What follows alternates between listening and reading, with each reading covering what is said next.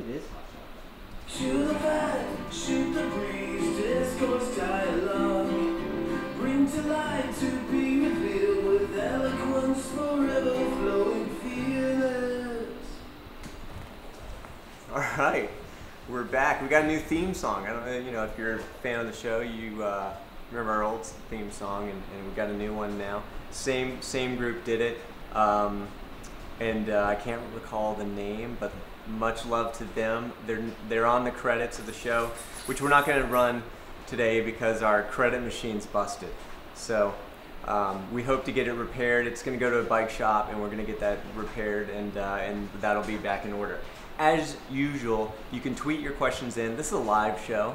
You can tweet your questions in to @FearlessQA, and we will read them on the show. And you can ask my guest, Robyn O'Brien, anything you want, really. I mean, certain stuff we just won't read on the show, and we're not going to pay any attention to. So keep it clean.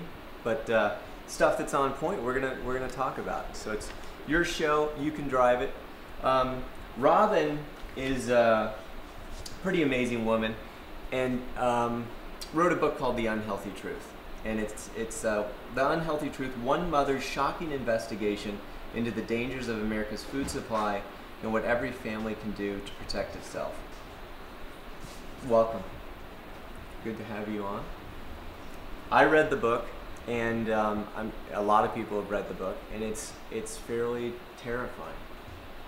As a parent, as you read it, some of the things that you uncover. But how did this happen? You're not a doctor, you're not a scientist. No, my background is Wall Street and finance, actually. And prior to unearthing this whole story, I really didn't give much thought to what was in the food. I certainly wasn't a foodie. I was raised in Houston, ate my fair share of Twinkies and Po' Boys as a kid. You know, I thought if it was... I grew up on that. I know. It worked. It does. It did.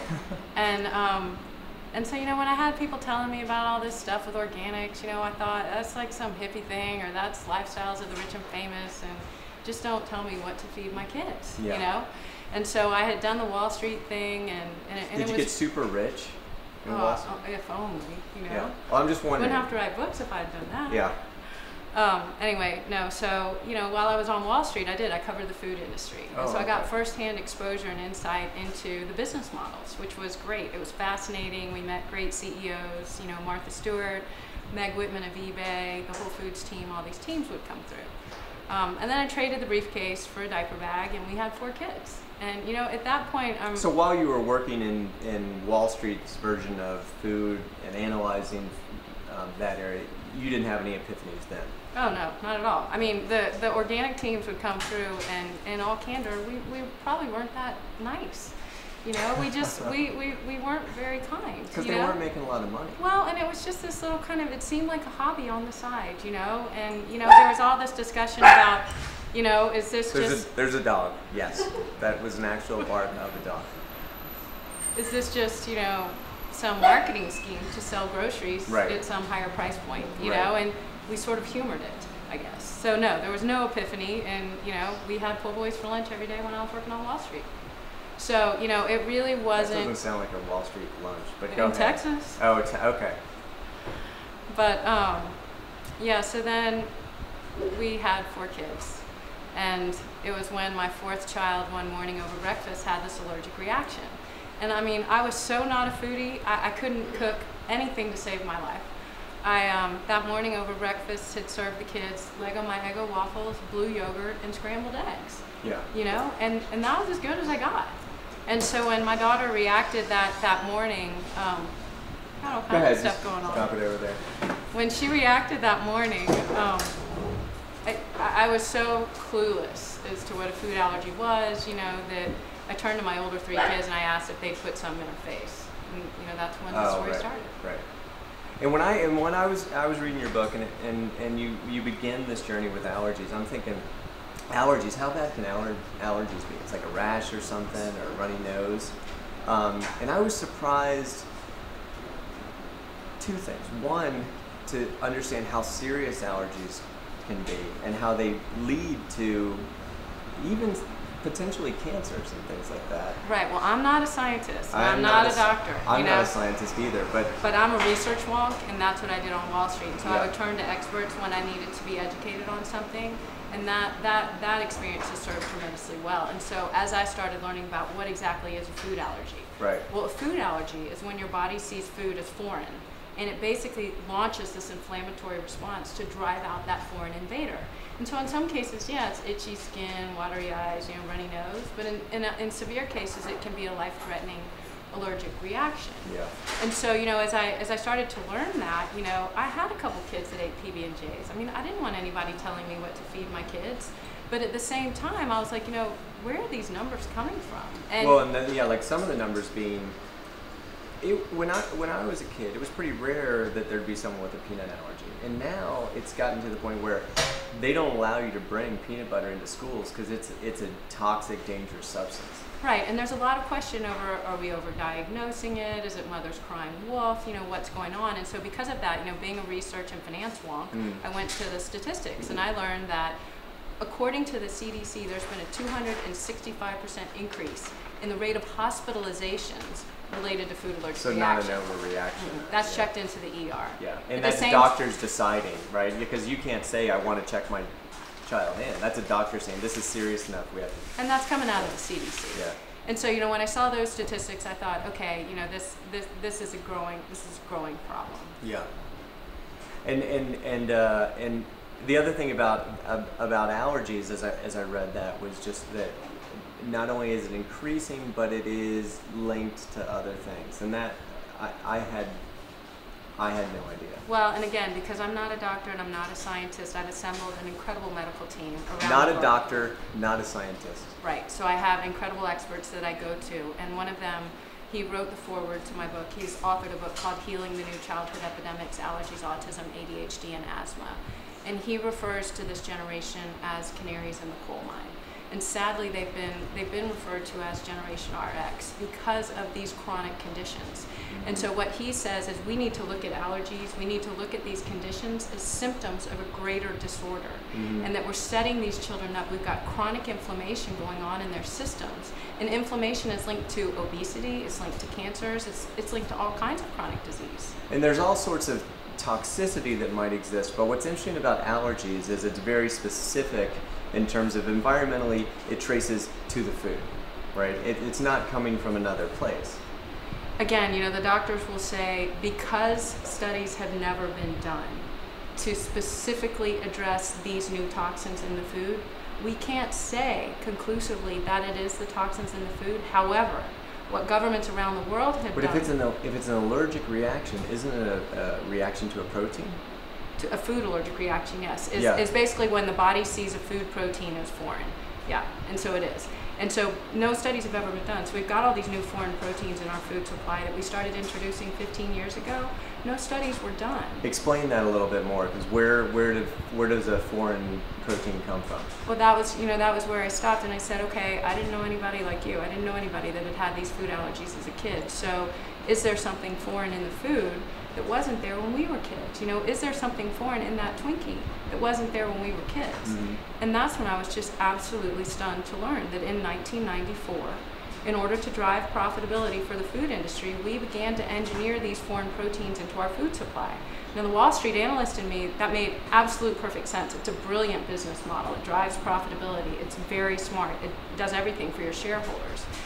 But at the same time, tests had not proven that it was safe to do that. And when you're talking about GMO, right? Genetically modified foods. Right, and I think, the whole term of GMO, I mean, when I first heard that term, I was like, what is this? I mean, this sounds like something way out there, and really what has happened is it's biotechnology in our food supply. We're able to use viruses and bacteria to engineer certain characteristics into our food supply, into the DNA of our food. And so it literally mutates the food to carry this new characteristic. And in some cases, that characteristic is a growth hormone. In some cases, it can make a crop like corn or soy able to withstand increasing doses of weed killer. I mean, it just depends on how the biotechnology is used. And what made a lot of sense to me when I was reading your book was this idea that to create a genetically modified organism, you're essentially changing the protein. So it's a new protein that we don't have any history with. Right. And so since proteins kick off allergies, Right. and this is a correlation, it's not, it's not something that necessarily there's been enough study in, but because proteins kick off allergies, the idea that new proteins would be part of this incredible acceleration in allergic reactions that we're seeing made a lot of sense to me, just intuitively. Well, and I think a perfect example of that is, according to the Wall Street Journal, milk allergy is the most common allergy in the United States. So when I started to learn about how we have this synthetic growth hormone in our dairy now that we started introducing in 1994, I said, are my kids allergic to milk that we all drank as kids, or are they actually allergic to this new protein that's now in milk? And the doctor said, well, we don't know. We don't have the testing for that. And it was for that reason that, according to a subcommittee report that was disclosed in August of 2002, some of our nation's leading scientists and leading minds said, there is no test for allergenicity per se as we introduce these things. Mm-hmm. And so the biotech industry will say, the known allergens that we're introducing in this new technology are no different to the known allergens over here too. Right. But they have no way to test for all of these new allergens and new proteins that are created. There simply isn't a test expansive enough to cover all of Right. this.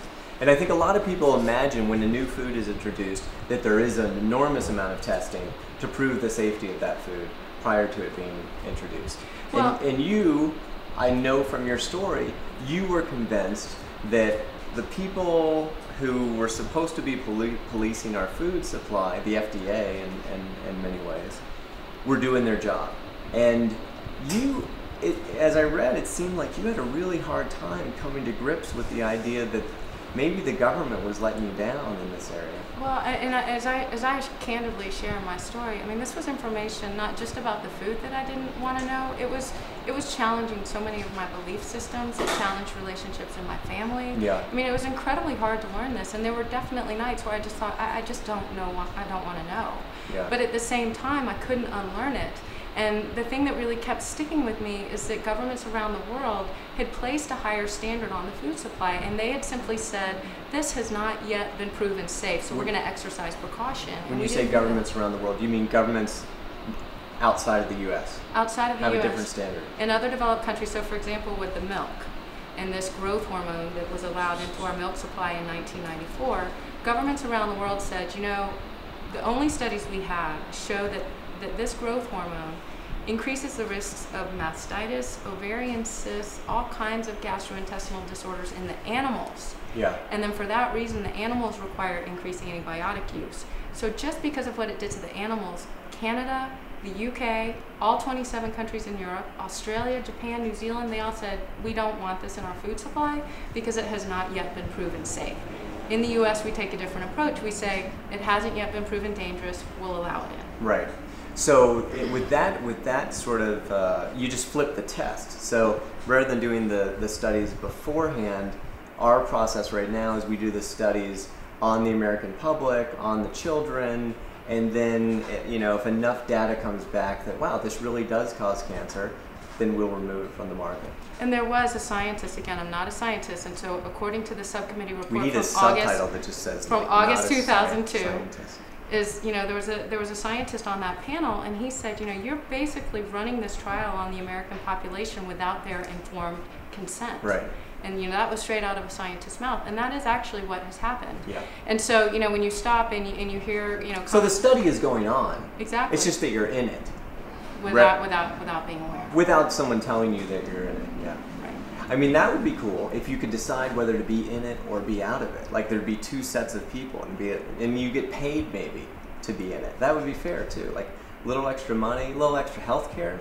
But it's all about aligning incentives, yeah. Yeah, and then it's like, you know what? I'm going to eat this stuff because they pay me to eat it. That would be sweet. Right. I think of a lot of things through the lens of marketing, right? And we talk a lot about opting in and opting out and giving people the choice to opt in and opt out to communications, And when I think about food right now and a lot of mainstream food, I've opted out. right? So I checked a little box like, you don't need to send me any more emails. You don't need to, entice me to come to your store anymore. Like, I've opted out, my family's opted out. And again, I'm not a scientist, and I'm scrambling to gather as much data as I can to make these decisions, but I've seen enough that it seems prudent to me to opt out. And then if in the future they want to flip it and prove to me some of these things are safe, I'm back in. Absolutely, I'd be back in. The challenge with opting out, though, is that right now the cost structure to opt out is a higher cost structure. Yeah, you gotta have a lot of money to opt out. A large percent of the population can't do that. And that was one of the things, why is organic lifestyle the rich and famous? Why does it have that perception? And so I went into that because I wanted to know, why is there this cost structure? Using our national budget, so all of our taxpayer dollars, all of our money goes towards subsidies to help farmers grow the crops with chemicals.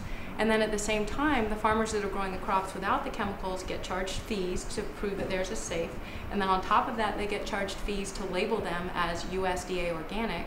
And then on top of that, they don't receive the marketing assistance and they don't receive the crop insurance programs. So the cost structure to grow foods without the chemicals is much higher. So you're really disincentivized by the government to try to be an organic farmer? Right, and that's where I think, there's only so much we can do as we change our shopping habits. It's really saying, as a national family, sitting down to our national dinner table, is this really how we want to be allocating our national budget? And there's a lot of debate about how, like Jeffrey Smith, who talks a lot about genetically modified organisms, his thought is if you can get 5% of the population to switch their preference, like basically what's happening with the milk hormones, it's kind of going away.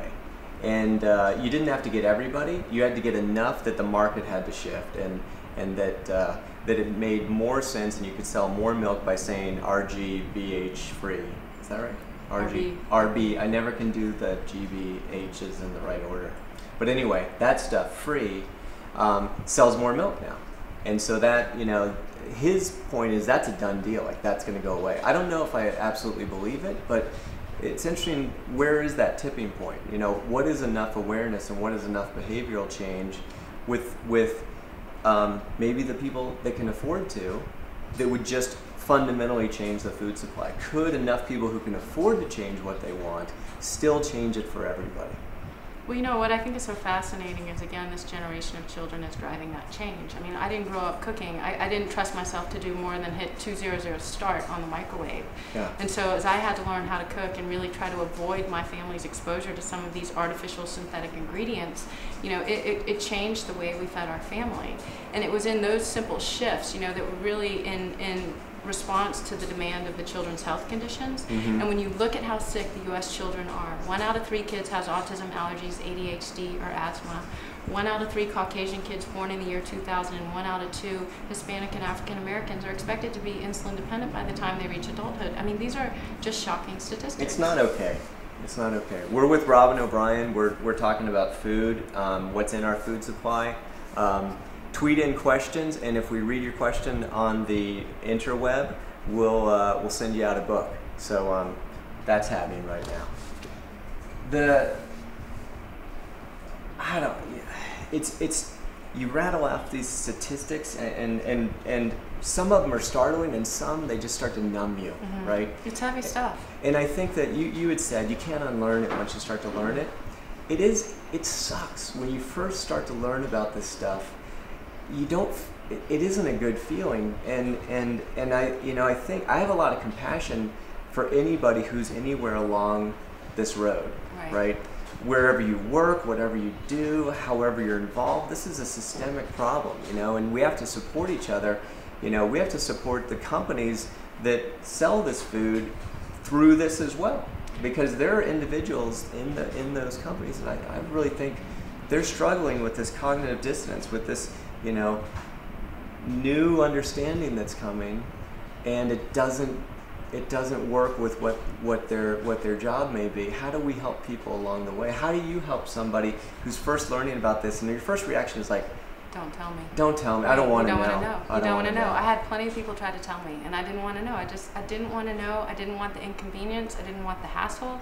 I thought, I can't afford that. I'm not going to go there. I don't want to know, and I don't want to feel guilty because I can't afford it. Right. I didn't want. You don't that. want to feel like and you talked about that in your book too, because you had fed your children one way, and then you were learning this other stuff. You were struggling with, am I a good parent? Oh, totally. And I think, as I wrote, there were nights where I just thought, how many sippy cups have I filled with this growth hormone, and how many bowls of cereal have I poured it on? And it's not just for the little kids in my house. It was for us too. That's a big sticking point, I think, because I could feel that if I was in that space, I would rather stay with the notion that I was right, it's fine, the FDA is protecting us, et cetera, and just move along that path than get into this questioning of myself and my role in it, and like was I aware in time. And we have I'm gonna actually get a little choked up, but there's a section in your book where you talk about soy formula. In soy formula, it is. It's stunning, and I think it's a last resort in other countries. Right, and I think as parents, you struggle with the injuries that you may have inflicted not knowing, and that's where, as I struggled with the enormity of this message and the fact that the food industry is so powerful. And my husband and I literally went out one night and sat down together, and I said, I don't know what will happen, and I can't promise that this will be safe. Yeah. And I don't know what exposure will we bring into our family, but I can't unlearn this. And as I learned, for example, with the soy, is that in other countries, they suggest that children under the age, in the UK, for example, their food safety agency says children under the age of 12 months should only be exposed to soy formula as a last resort, because it contains higher levels of allergens, and an infant that age has a less developed digestive tract. Again, I'm not a doctor, so I turned to all of the science and realized that these children were being exposed to these allergens, and that there was this cross-reactivity that was occurring. And so there were studies out of London that were showing that a child exposed to soy formula had an increased prevalence of a peanut allergy, And then I went to France, and France was saying, we're going to probably issue a statement saying that children under the age of 3 should not be exposed to soy, because of really at that fragile age of a child's development, their immune systems aren't ready for this. Right. And you had talked about, I think there was some connection to tumor growth with my daughter. She couldn't breastfeed. We had her on soy formula, and when she was 3, she was operated on to have tumors removed from her. And you read that and you think, what a dumbass that I didn't know, right? But also, the FDA should have been giving us the information that they have in other countries. It's not information that's not anywhere available on Earth, and that's why. And so anyway, that dissonance that gets created, it's tough for people to move through, But at the same time, what is so remarkable, I'd rather just say you're full of shit. Right. And what I fed my daughter and right. what my wife fed, it had nothing to do with anything. But I can't. Because the truth is the truth. Can we take a coffee break here? I think to really step back and say, I didn't want to learn this either. You didn't want to learn this. Yeah. And that there's enormous grief in learning the information. And I think that's part of why it is so hard for people to change. And having had to come through that on such a very real, raw, personal level myself. Yeah. To really acknowledge that in my own ignorance, whether it was self-inflicted, whether it was culturally, what we grew up with, to really have to embrace that. As you really let that exposure in, it is raw and it hurts. And so, one of the things that I really recommend as people do this is, we can't all do everything. We can't. I don't live in a world where I grow my own organic vegetables. We can't be experts on all this stuff. No, and I can't. I don't have time. And so, as I had nights where literally just I was on my knees, just on my knees, like what has happened. I looked in the kitchen one night, and my husband and I stood in there, and I just said, we can't change everything. So with that, we decided, okay, we can change one thing. So what was the one thing we were going to start with? And for me, how you feel about a national soy bestseller is how I felt about the RBGH, the synthetic growth hormone. I mean, they inject it into the cows, and it causes all of these conditions and diseases in the cows. And then studies started to link it to an elevation of hormone levels that were linked to breast, prostate, and colon cancer. So when I learned that, again, being the finance wonk, I thought, okay, well, what are the rates of cancer here in the U.S. versus other developed countries who haven't exposed their population to these growth hormones? According to the American Cancer Society, hardly some radical organization, the U.S. has the highest rates of cancer of any country in the world, and migration studies show that if you were to move here from some other country, your likelihood of developing cancer increases fourfold. So can we conclusively link it to... Come to America! Can we conclusively link it? No, we can't conclusively, but if we can control certain... That could control the borders, though. If we we could work another angle. I just got to lighten things. I was crying a second ago. I know. All right?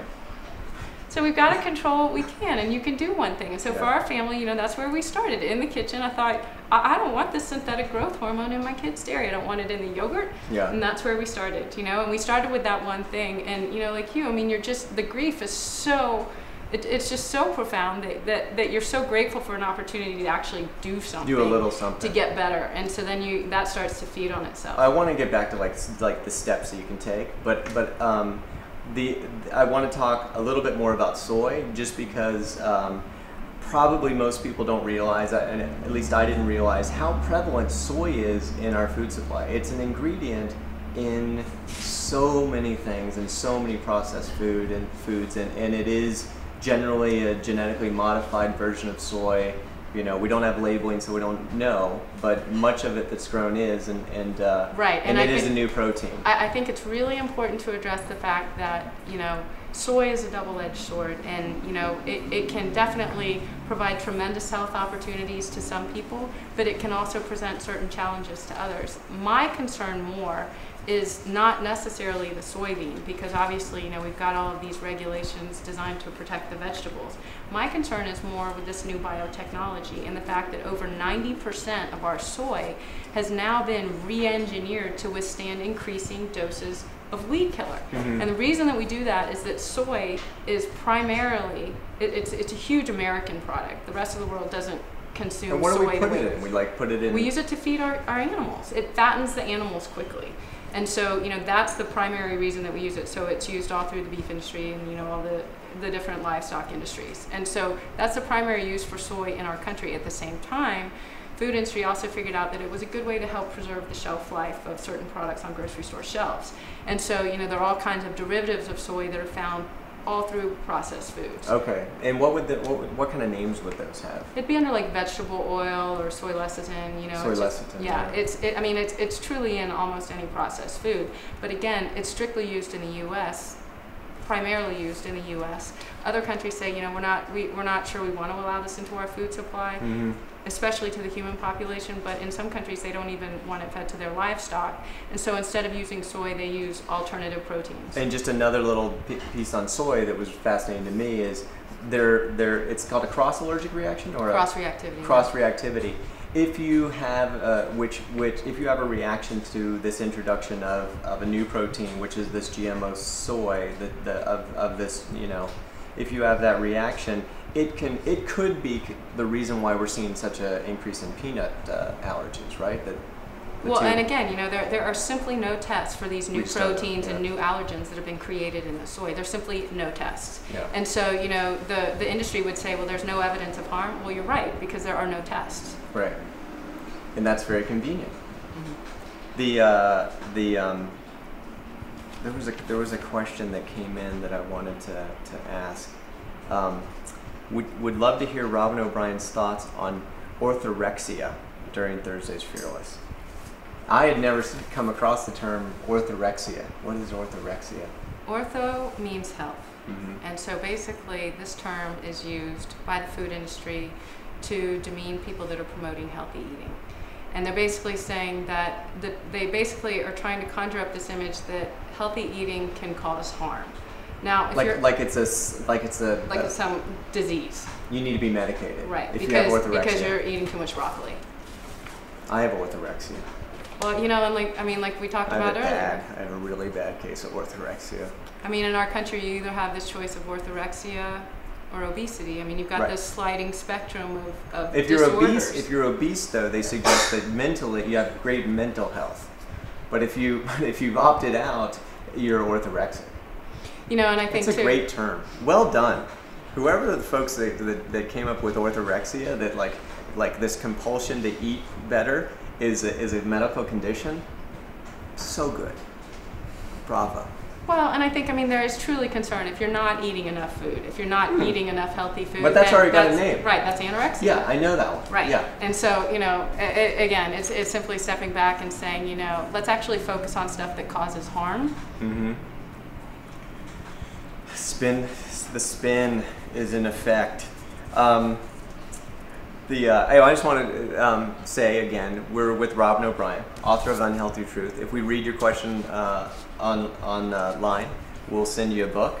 Also, want to say we're looking for an intern here at Fearless. So if you're out there and you want to intern with us, that would be amazing. Send your stuff to or get a hold of us, I guess, through @FearlessQA, and we'll get that dialed. Question came in: are there studies done on inner city pollution and its effects on gardens within the city? I don't know. Do you know of any? You know, I think, again, I mean, I serve on the board of the Environmental Working Group. So I guess the idea is like just a garden within the inner city could be toxic just because that inner city environment's toxic. So even if you tried to have an organic garden in the inner city, would that potentially be less than organic? So you talk about not wanting to go there. I mean, when people tried to talk to me about all this stuff early on, I was like, you know, you guys out in California have way too much time on your hands. Yeah. I mean, I just give me a break. I don't need to be talking about the soil. But then, as I started learning about all of this, you know, I mean, you get back to those lima beans we grew in cups as kids, you know. I mean, the soil that stuff is in is going to affect how that stuff grows. And what's happening is that the soil doesn't contain the nutrition anymore. And so, you know, even the fruit and vegetables that we're eating doesn't have the same level of nutrients and minerals that it did when our grandmothers were serving it up. Because the soil that it's being grown in has been depleted, and then on top of that, you know, as we're seeing in the Gulf, I mean, we've got a pretty toxic water supply. I think you have orthorexia. All kinds of people. Yeah, confessions of a full-blown orthorexia. Yeah. Should be my next article. But inner city gardens are probably a really important thing, right? I think, you know, it is probably one of the greatest things that we can do. You can build community gardens for your schools. You can build them. And again, it's saying, you know, we've got low-income communities that simply don't have access to fresh fruits and vegetables. And there are tremendous movements going on around the country, and they're so inspiring. And again, you know, we can all grow lima beans, so we can do this. It's amazing how much we have a garden that's about as big as this couch, and it's crazy how we're harvesting food out of that thing every day. You know, so like inner city gardens, rooftop gardens, things like this, that they will make an enormous amount of food. I don't think people realize. Obviously, we don't realize because we've been disconnected from just how abundant this stuff can come out of the soil. And I think that disconnection to our food is what has allowed basically all this to happen, right?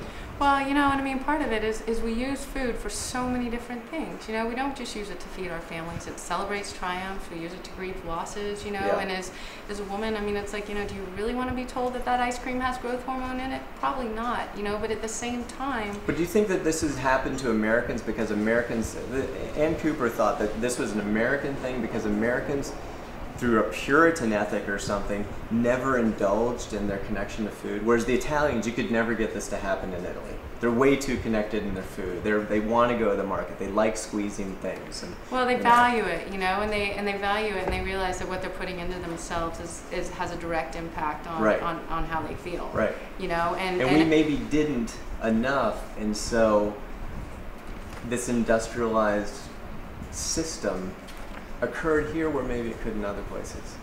Although I don't know if I believe that. Well, you know, you step back and you say, okay, well, why do we have this disconnect? You know, why do we not value our health the same way? And, you know, one of the questions that I have to ask is, in the U.S., we're the only developed country with this for-profit medical system, and so sadly, sickness sells. And so there's very little incentive to prevent or exercise precaution in our country, whereas other countries around the world, if their populations were as sick as us, they would be carrying that burden on their economy, and the taxpayers would feel it. And so they have an incentive to then try to prevent and exercise precaution. And we don't have that same incentive in place because we've got this for-profit system. Because it kicks into a new, if you're sick and you can medicate it, then that's another way to make money on it. Well, I mean, think about the grocery store. If there's stuff in the cereal in aisle 2 that's linked to ADHD and hyperactivity, then you just stroll on over to aisle 9 in the pharmacy and you buy your meds. But I do think that there is a point where that system breaks, and it's probably not a coincidence that we are having. We just got done revising our healthcare system. And I think luckily, the discussion, right? And the discussion now, finally, people are saying, we have to address diet and nutrition. We have to address school lunches. We've got all of these systems in place, and to step back and say, as a national family sitting down to our national dinner table, is this how we want to be allocating our resources? Good segue. How do we address it when, in some cases, it may be we have the right to free speech. We like to believe we do in most cases. In food, you don't have an absolute right to free speech. But I think, what's so important to remember is that we are all kids at the table together, big kids and little kids. And as people were saying, you need to talk to local congressmen, I thought, that is so not me. I'm not that mom. I'm not that mom. And I struggled. But then at the same time, I realized that these local congressmen or the guys in D.C., they had sick kids too. And I sat down with a senator, and he was telling me how his grandkids had diabetes, they had ADHD, they had allergies, they had asthma, and he was rolling through the list. And I thought, we're all at this table. You scratch the surface of anybody, and they've got a story around it. Yeah. I think what's inspiring about you for a lot of people is that you aren't a doctor, you're not a scientist, you're not a politician, and what would you suggest to people that feel like they feel that they have no voice in this area or other areas that need changing because they don't have the credentials for it? Would you say, I don't know, what would you say? I would say that probably the hardest part of my story was getting that little voice in my head, who are you to say this? You're not a doctor, you're not a scientist, they're going to come at you. Was getting that little voice in my head to simply pipe down. And to realize that each and every single one of us has something that is so uniquely our skill set that we can leverage. And we don't all have to do everything, but we all can do one thing. And some people, they've got this wild creative talent, and some they've got this, incredible financial ability, but that all of us together, we can collectively affect this change. And one of the things that I have learned is that those online emails and things that go to senators and congressmen, those are really powerful tools. They realize that if you've actually taken the time to punch in that email address and hit send, that there are a lot of other people feeling the same way. And so don't underestimate your ability to affect change. So yeah, in the simplest way, if there is something that you want to say, just fire off the email. And people today have made systems where you can just go in and I had tweeted about GMO alfalfa and suggested that people send a message to their congressman about that one. Or I think it was the FDA, and they had made it so simple. You just clicked a button and wrote a little something, and boom, it went off. I don't think many people feel that would make a difference, and I believe that it does. I think knowing being on the other side and seeing those messages come in, each one makes an enormous difference. Well, and I think, again, food is an incredibly intimate issue. We use it for so many different reasons. And so I've found that, a really important approach is to simply say, I didn't want to hear this either. Yeah. But here's a place, if you're ready, if you want to learn more about it, here's where you can go. I think the only credentials you need in life is you gotta have passion, you gotta give a shit about something. This book, if you read this book, I've read a lot of books by a lot of scientists, I've read a lot of books by a lot of doctors. There's so much information. It's a hard read. I'm going to tell you right now, if you're stupid, don't even bother picking up. I'm kidding. But it is tough. Have a dictionary on hand. It is dense, but your interest and passion for it has made it one of the most valuable things out there. And so that degree, that piece of paper from that university will never, there's so many doctors and scientists out there that will never do anything like this. So if you're out there and you want to do something powerful and you've got the passion, believe me, it's much more important than that degree. You have a voice that needs to be heard. And I totally think, to really, what you have to do is you have to find the space to figure out what you care so enormously about that when you're 80 years old rocking on that porch, you're going to say, God, I wish I had done that. Mm-hmm. You have to take that energy and that passion and leverage it with what you're good at. Well, what was the drive for you? I mean, one, you're learning these things, and you've got this, you don't want to learn it. I always think about this conversation that I may have to have with my kids in 20 years, and maybe things haven't turned out that well, and your kids come to you and they say, hey, what did you do? What did you do to try to stop this? You did everything you could, and that's what we do. And that's what we do, because we can't unlearn it. And the information was toxic. And 3 years ago, when I was unearthing the information, it was so toxic that it physically took its toll on me. And at the same time, I couldn't unlearn it. And I know that I didn't do right by my kids because I didn't have the information early on.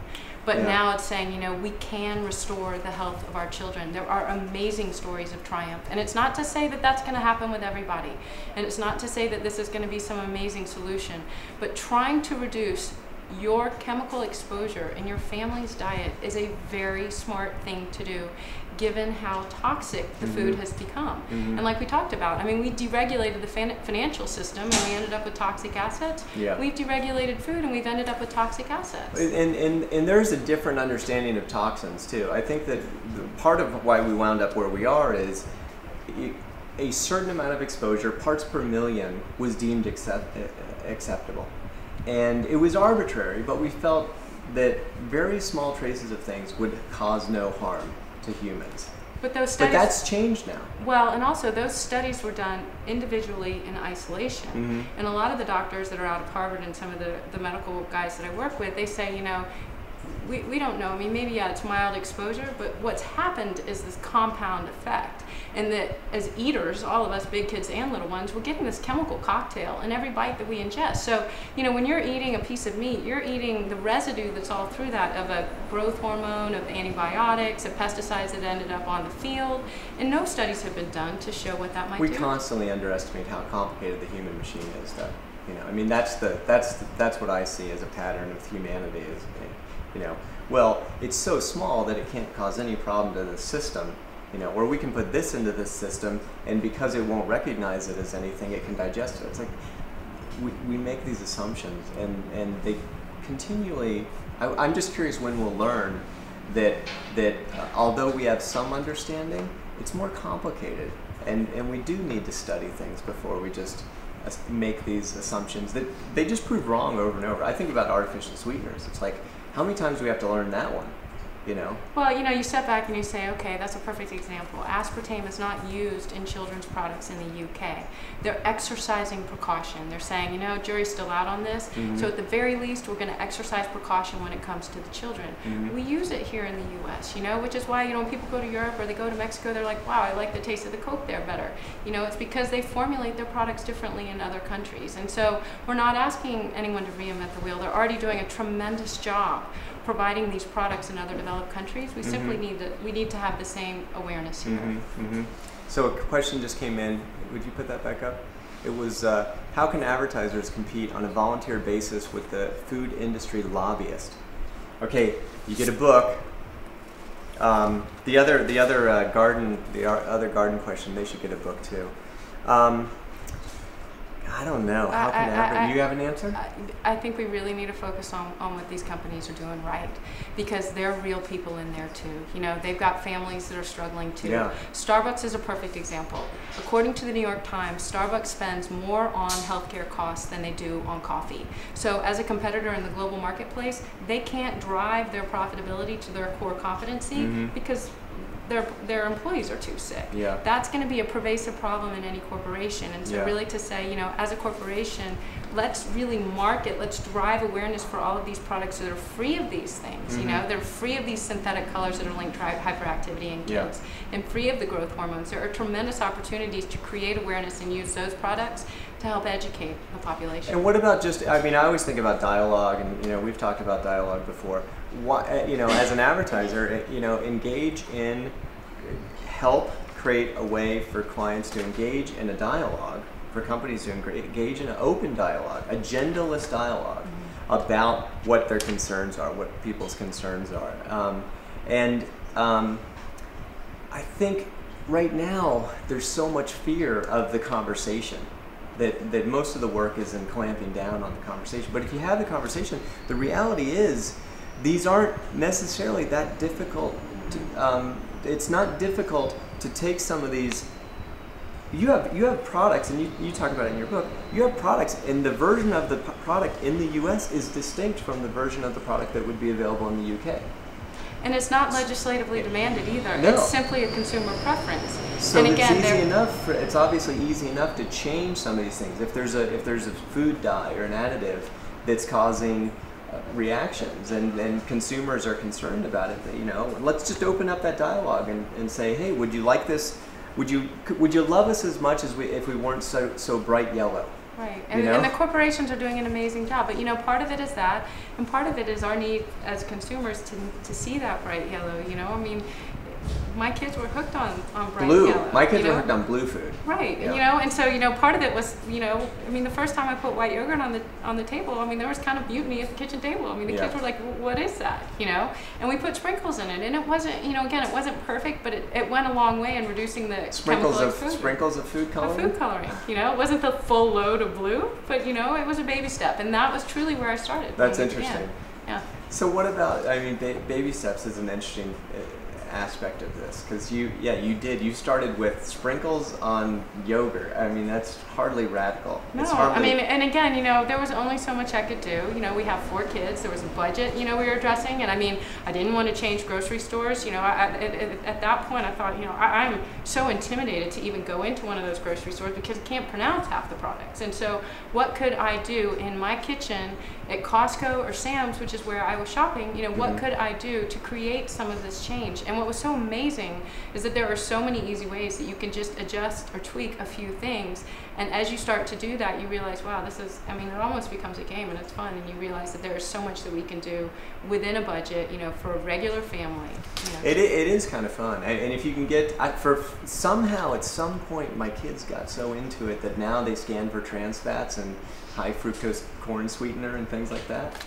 And very careful, you're going to create orthorexia. They are orthorexics. I mean, yeah, it's a horrible tragedy to see these children reading labels and making decisions and deciding to make their own food. It's awful. Yeah, it's abusive. It really is. But at some point it just happens, and I've always been curious about at what point it did happen, because for a long time it was just I want something blue, I want something sweet, right?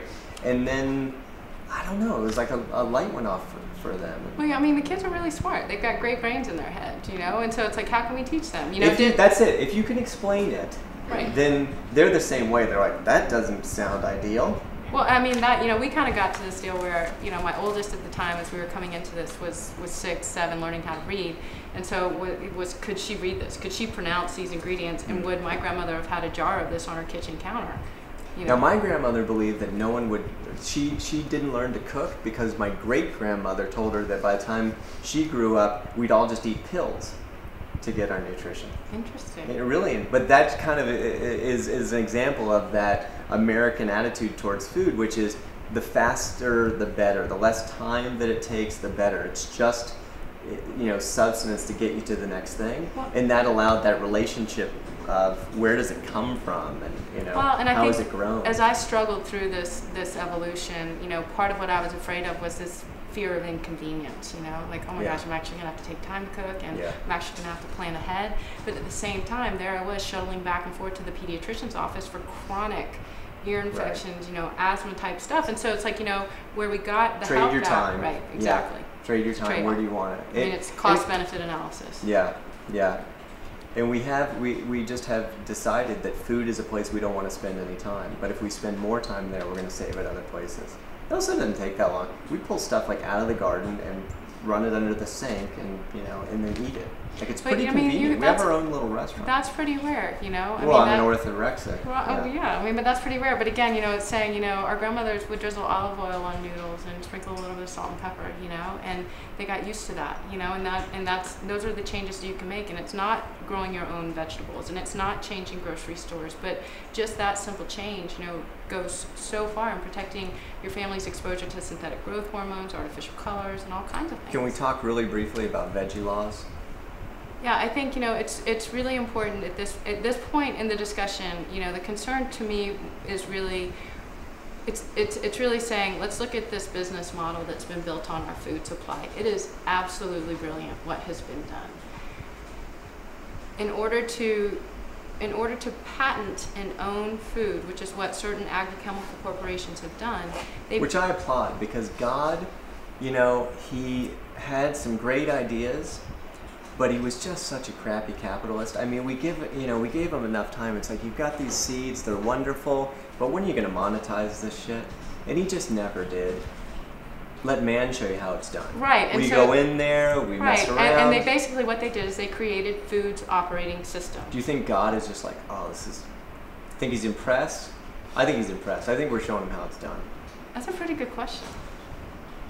I don't know. Anyway, so, you know, they basically, what they did is they patented this new technology, and then they've patented the chemicals, obviously. Mm-hmm. And as they engineer the chemical into the DNA of a seed, mm-hmm. the seed then contains the chemical and that patent, and so therefore they have patented the food supply. It's a brilliant business model because you have to eat. And also, most things that you bought, most things that you want to own, you have to buy from somewhere. Where again, God, he's such a dope. You can just take stuff. They never pay God, right? There's. Well, you know, and a lot of the arguments is sort of, this is what we need to do to, this is what we need to do to feed the world. And, you know, again, you step back and you say, really, you know, we've got mountains of corn in the U.S., so much that we actually had to come up with a whole other market for it, and that's called ethanol. And so, you know, we've got all this corn that we genetically engineered, and we didn't realize that the rest of the world wasn't going to want it. And they didn't want to feed it not only to their people, but they didn't want to feed it to their cows. And mm-hmm. so, you know, here it is all sitting on our side of the ocean, piling up. So mm-hmm. we, you know, rechanneled it into this ethanol market. Again, you know, it's not that there isn't enough food at this point in time, it's that there isn't the distribution mechanism in place to get it to where it needs to go. Well, a lot of people don't want GMO corn too. Right. They are trying not to allow it in. Well, you know, and again, so they engineer these traits and these characteristics into the food supply so that it, you know, soy, for example, can withstand increasing doses of weed killer. So not only are they selling you this patent and this trait, and you have to pay licensing fees and royalty fees to the agrochemical corporation, but guess what? You get to buy more of their weed killer too. And it's a brilliant business model built on food, mm-hmm. you know. But again, it's really stepping back and saying, do we really want food to be patented? But we can, just to go back to we have the right to critique an operating system that maybe was developed by a software company, right? I imagine we have the right to critique an operating system developed by a food company, but there are laws that you can't libel a vegetable.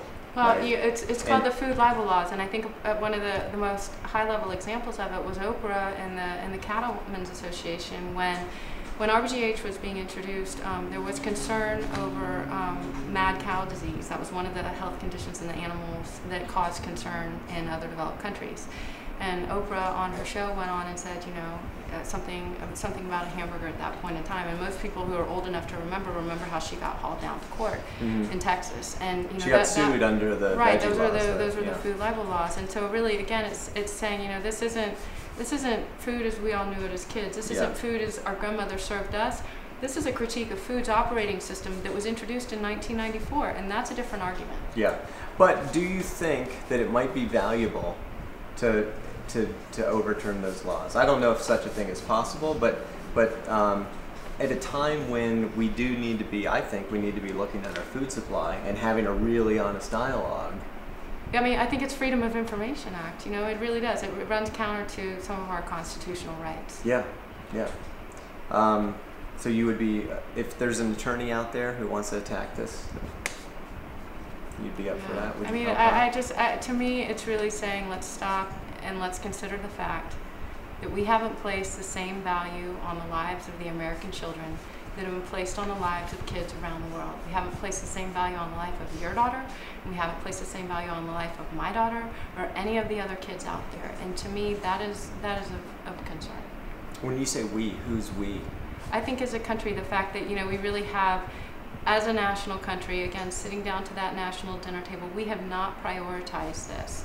And that, you can't point the finger at any one part of the system, that collectively, this is where we are today. Mm-hmm. Does it mean it has to be where we are tomorrow? No. And that's where I think it's so important to quiet the little voice in your head and realize, yeah, I am one person, but I'm going to say something. Because we're a nation of 300 million eaters. Yeah. I think, systems are interesting. System design is interesting. When systems go wrong, it's interesting. I like to use the school system as an analogy. And if you go into any county and any city in America and you look at what's the best school in that county, in that city, there's one common denominator, always, parent involvement. The school with the most parents, most vigorously involved, has the best test scores, has the highest graduates going to college. It is absolutely about involvement. Now we have this food system, right? Mm-hmm. And if involvement shapes a system, and we have a lot of involvement from a lot of basically we have a lot of corporate government or business involvement. We don't have that much we don't have just Americans are not involved. Like we're not sending the notes. We're not spreading the word. We're not talking to each other about it. We're not going to meetings. We're not showing up here when the city council is trying to decide whether to allow, GMO alfalfa to be grown, on these fields. We're not really doing it. And so, is our food system going to be fixed if the people that are vigorously involved are the same old people, right? Or is it going to be fixed when we wake up and say, God, we've got all these digital tools, we've got all this ability to talk to each other socially and spread the word in a way that we never had, right? We have a media that we control now. I mean, you're experiencing a little bit. This is our media. It doesn't need to be subsidized. When the FedEx guy came through the door, this is a $10 production. This is and I think that if we don't get involved in this ourselves, not expecting someone else to fix it, if we don't get involved in the conversation, it will not get fixed. I'm convinced of that. This thing could stay broken and it could get much worse before it gets better. It also could be fixed within the next 2 or 3 years. No, it could be fixed so quickly. I mean, so people quickly. say, is this fixable? It absolutely is fixable, and it's educating each other. Mm-hmm. We don't need to wait for the government to create these changes. I mean, yeah, that question earlier about lobbyists, they're tremendous forces at play. They're tremendously powerful, and they have tremendous tactics to shoot the messenger. They develop these groups that sound very altruistic, that are funded by the chemical corporations. We've got amazing ability to try to stop this, but at the end of the day, we're all sitting there at that kitchen table, we're feeding our kids. We can't do everything, but we can do one thing. So if that one thing is to get off the blue yogurt and put white yogurt with sprinkles on it and send that email, that is an awesome place for people to start. And there's lots of tools. Your website, allergykids.com is a place to start. You go to allergykids.com and you can find out a ton of information that you probably can't find through any other corporately sponsored site. And you can use tools like Good Guide. Go onto Good Guide and you can, use that with allergy kids and make a plan for yourself. Go on Good Guide. You can say, here's what I don't want in my food, and it will guide you to the foods that you want, that you think match your values. Well, and I also think it's really important, again, coming from this finance background, is to say who's funding these statistics, who's funding the website, who's funding the doctors. So who's funding your website? My husband and I have supported that website. It's sort of and like where it does was your our husband work? He's worked for himself. I'm digging into to make sure. He works for himself. Okay. Yeah. So it sounds legit. Oh, yeah, I mean, it's, and then if we were to take a corporate sponsor, you can bet that it would be front and center on the front page of the website, because a lot of the food allergy research in particular is either funded by the pharmaceutical industry or the food industry. Now, technically, there's nothing wrong with that, but those logos should be front and center so that parents can make an informed choice when evaluating the information on that website. Complete transparency. Exactly. Yeah.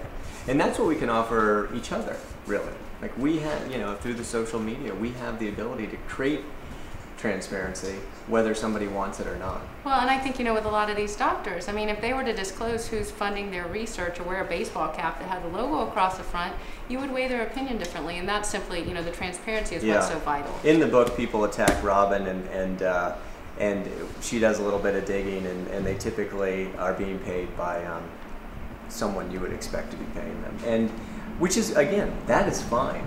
It's the non-disclosure that I think is less than fine. We're out of time, but it was really interesting, and I'm glad that you came on, and I hope everybody dug the show, and we'll be back next week with some other fearless guest. You're fearing less. None of us are fearless, but you're fearing less, and it's making a big difference. So thanks. Respect. All right, we'll see you next time.